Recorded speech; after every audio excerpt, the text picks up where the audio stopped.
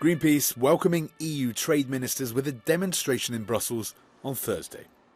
And on the agenda, free trade agreements that the 27 member states are negotiating, including with the South American bloc known as Mercosur.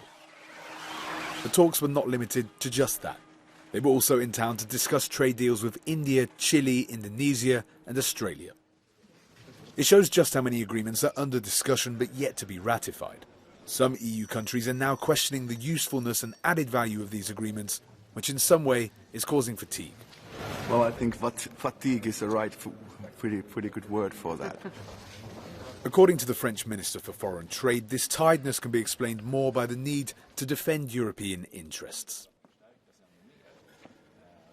Il faut que les accords puissent avancer sans mettre en péril également nos propres filières. Je pense notamment aux filières agricoles. Donc il faut que nous soyons totalement vigilants sur ce point.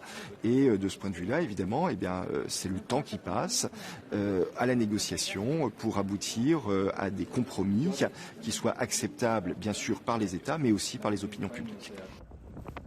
For the EU, these trade agreements are a signal to its international partners to show its support for multilateralism. But several member states want to slow this dynamic down. I think some of it is a result of the success of globalization in two ways. The first way is that we already lowered many tariffs to very low level historically, meaning that the benefits from these trade agreements in terms of opening of markets are not as big as they used to be. And this means that the benefits of another trade agreement are not as big as it used to be, meaning also that the incentives to sign them are not as big as it used to be. The second reason is basically that we've seen a lot of displacement in industries in the EU, basically because of globalization and also technology.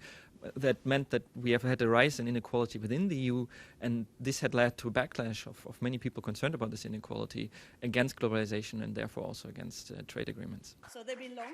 The EU has for many years pushed for the conclusion of these trade agreements. Given the current international geopolitical situation, though, and the difficulties encountered in supply chains due to the pandemic, EU countries now seem to want to reflect on their approach to free trade.